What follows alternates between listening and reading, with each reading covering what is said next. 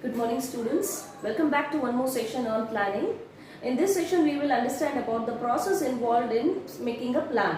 Whatever may be the plan, annual plan or a small quarterly plan, whatever budget or any kind of financial plan that we make in an organization, what are the steps involved in it? How a plan is designed, how the paperwork related to plan is made. So it critically involves 7 logical steps. In the previous sessions, let me do a recap. What you have learned is, you have learned what is planning, what to do, how to do, when to do is called planning. And we have learned about the features of planning. We understood the importance of planning, and now we are trying to understand the planning process involved. Right? In the planning process, when you look at the first process, it is setting objectives. Students, one thing we have to understand, setting objectives. Without an objective, without a goal, what you are running business? There should be some goal, some purpose or some objective for doing a business, right? And planning is what is going to give directions. When the goal is set, the planning is going to give direction to ensure that a proper implication or implementation of the plan happens. So every organization must have certain objectives. Now these objectives can be specific objectives or general objectives. Both will be there. Every organization will have general objective and specific objective. So objectives may be set for the entire organization or for each department or unit within the organization. Every department will have its workload. Every department will have a target. Every department will have some kind of goal to achieve. Right? So the objectives that specify the organizations wants to achieve. Now objectives should be stated clearly to all departments, all the units and all the employees. Then only they can give proper direction to the concerned persons. See, when there is lack of clarity in objective, when you don't know what you are supposed to perform or how you are supposed to perform, what is the intention or reason behind doing this, then there is no, but like for your example, you joined commerce, you are just like that studying commerce because your friends have taken. Now after coming to grade 12, you must have got a clarity that this much is the project work, this much weightage is there for project and this much weightage is there for the theory part, and I definitely need to score above 50, for which I have to focus on these topics very properly. So you have an objective, a goal, then how you have to concentrate, how much you have to put effort. You know you are weak in which subject, you know you are good at which subject, how you will lose marks, where you are making careless mistakes. All these assessments are critically very important to assess yourself and improve yourself. Same way, each and every department should be given a clarity in objectives. What clarity should be there? You know, if my objective is this, if my objective is to manufacture 100 water bottles, that clarity should be given to the production department, even to the HR department, finance department. All the departments should know, right? So the objectives have to pre-locate down to each unit and employees at all levels. At the same time, managers must be involved in contributing. Simply because a customer came and asked 100 water bottles, I have to consult my manager whether it is possible. Right? He knows the actual facts, how much labor is there, how much raw material is there, how much time is there, whether there are previous orders that are pending, whether it will become overwork for them. All these things you have to take the manager's consultation also. That remember, limitation of management, rigidity. You are trying to eliminate that. Actually, generally they have to participate in the process. They must also understand how their actions contribute towards achieving the goal. That's how now generally you know what happens in very big offices, because I've worked in the corporate. They have this clash. HR department is superior, production department is superior, and finance department, marketing particularly. These 4 departments, they feel that they are only very good. But actually they should understand that which department whichever may be performing good or bad, but all of them are equally important inside an organization. Their contribution towards attaining the organizational objective is very, very important, right? So they must also understand how their actions are contributing towards achieving. If I don't know what the objective only, then how I will contribute? So first you set objective.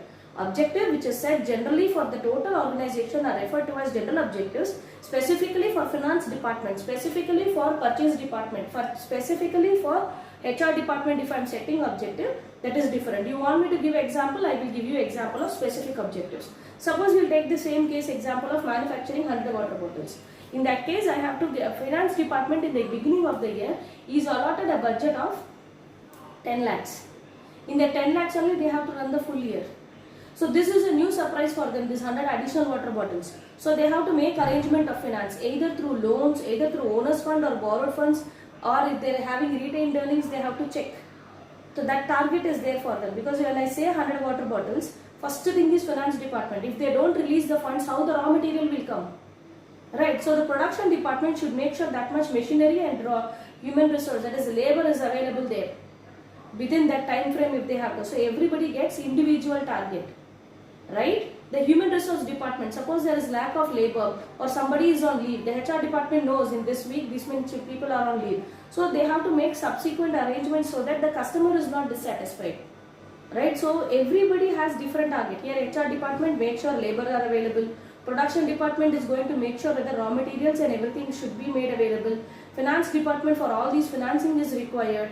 Marketing department is busy convincing or thinking. Marketing department is the one that is going to come and tell you what kind of shape and customer is requiring. What are the specifications? Because marketing team understands the customer taste better. So everybody has their objective, their individual target. These individual targets are referred to as specific objectives. Generally, the profit of the organization, growth of the organization, attaining the number one position, all these are general objectives. Right?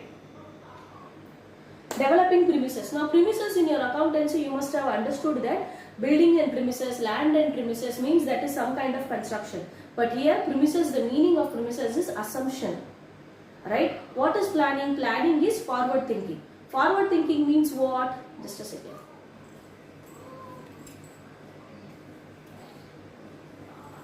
Right. Forward thinking means what? Thinking about the future that is very, very uncertain. The future is uncertain. You don't know how the future business environmental factors are going to change. But still, you are making some kind of imagination, some kind of assumption and making a plan. Thinking about the future. You don't know whether you will write 12th board exams or not. It is in next March. Right? This March students only have not written. But for next March you are studying now, you have a plan now. That is assuming that you will write the exam. Right? So therefore the manager is required to make certain assumptions about the future.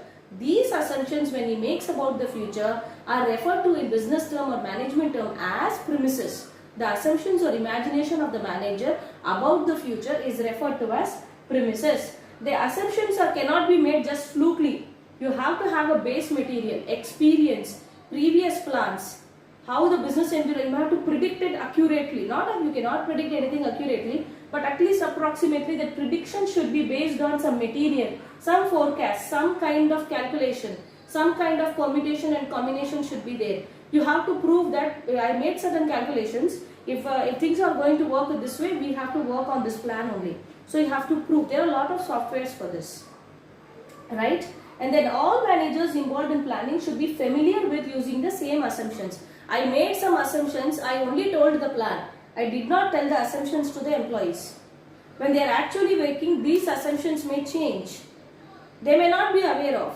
So when you are explaining a plan to your subordinate, explain that these are all the assumptions. Assuming this political party will be in power. Assuming there is no world war going to happen. Assuming the tax rates are not going to fluctuate. Assuming the inflation is going to maximum go up by 5%. Assuming those assumptions, you have to explain to managers also.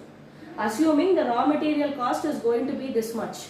This year we are paying raw material 40 rupees per kg. Next year I am assuming it may go up due to petrol price hikes, rupees 60 per kg. That much it can go up.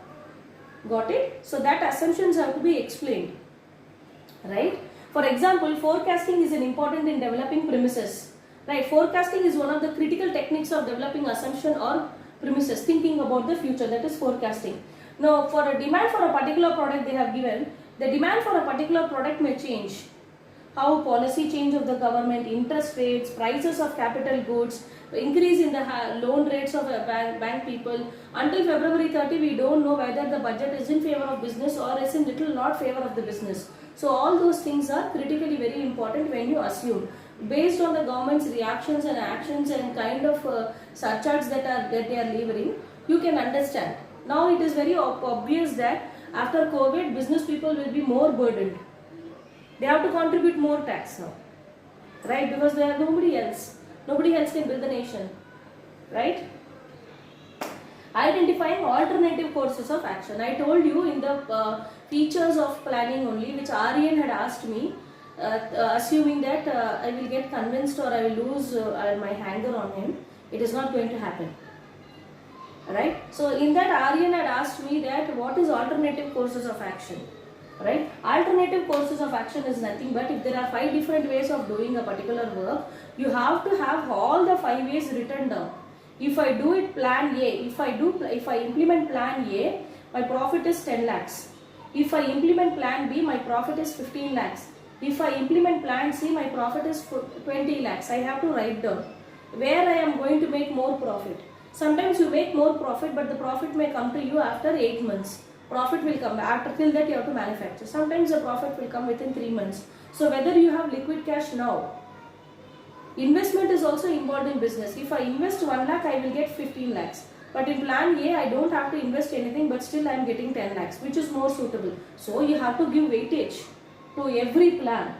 So all the alternative courses should be identified. I have to identify that there are 5 projects. In this 5, which I am going to do? There are 6 ways. Suppose there is sudden increase in demand for your product.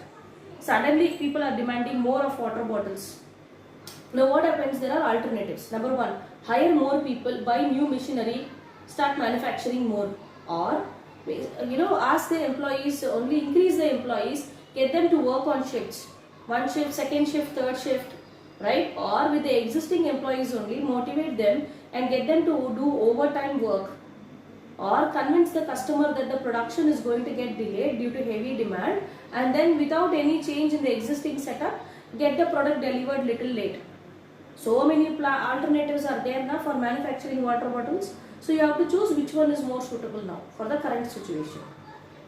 Right? An innovative course, see there are 2 courses of action, students. One is a routine course, another one is something very innovative. A routine course or an innovative course, which one are you going to adopt? If it is a routine course, previously the managers will have knowledge because they are usually following it.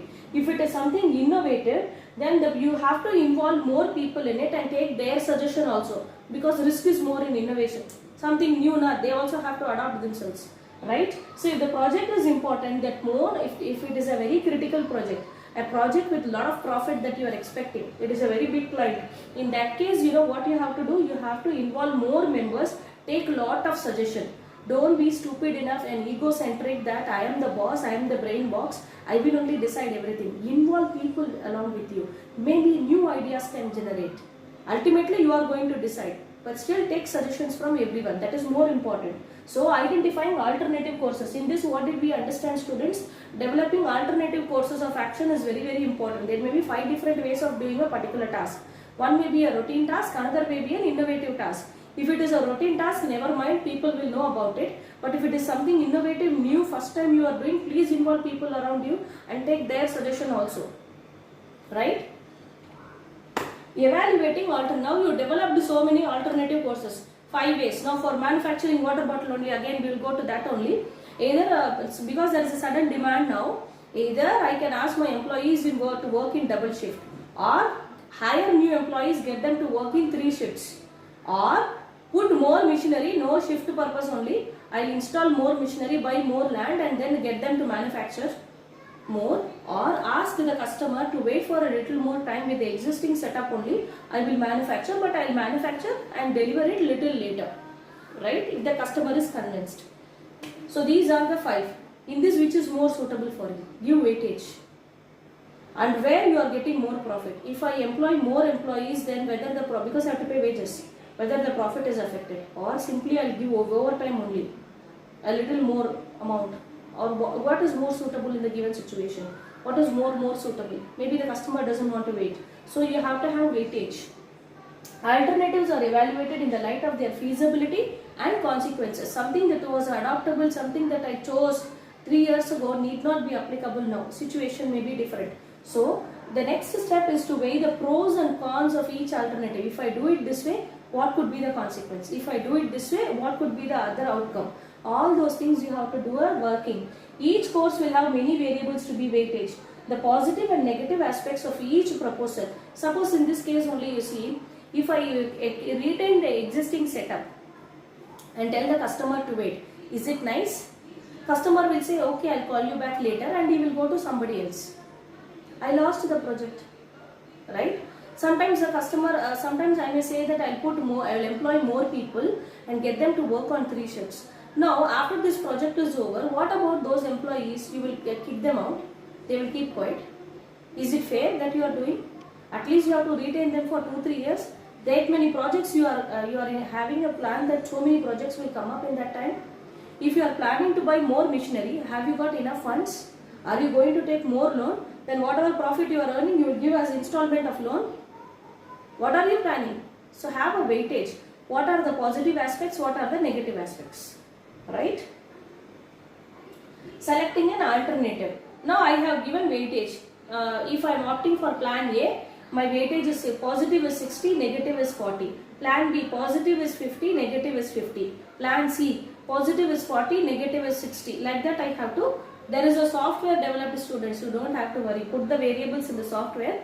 That software will design and tell you. So in this real point decision making, the best plan has to be adopted. The ideal plan, of course, would be that plan which has less of negative and more of positive.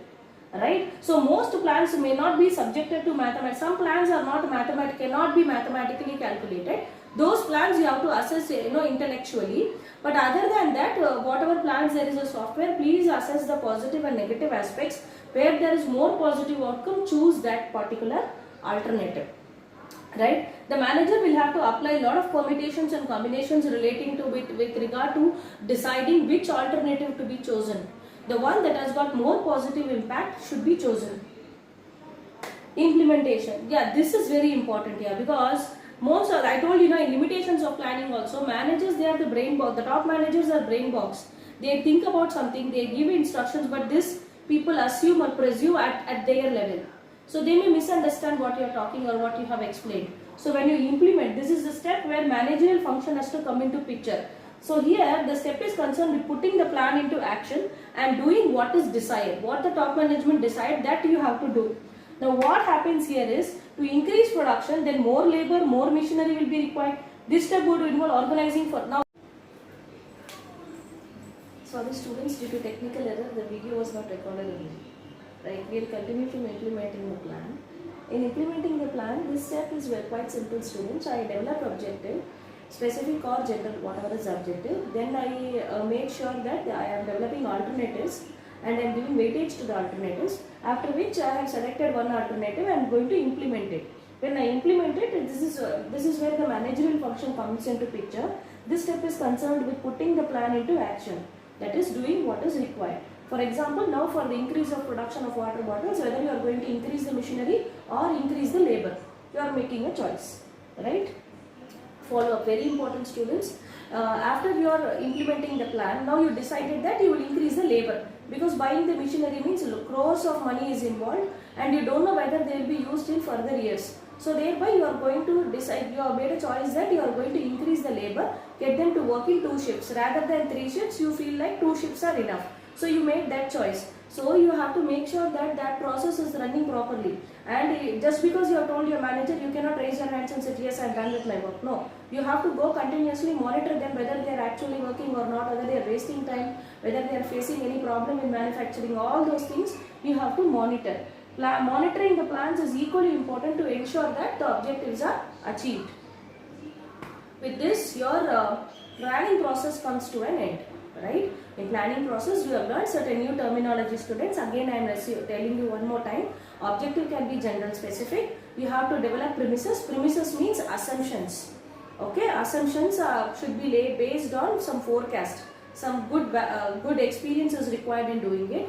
And then you understood that alternatives have to be given weightage. That weightage should be based on positive facts and negative facts. More positive facts for an alternative, that should be chosen. More negative facts for an alternative, that should not be chosen. You have to implement the plan and finally follow up the plan. Okay, with this your planning process comes to an end. Aryan, I want you, only you, to explain this. Shoot a video on the planning process and send back to me. Thank you and have a fantastic day. Dada Sham.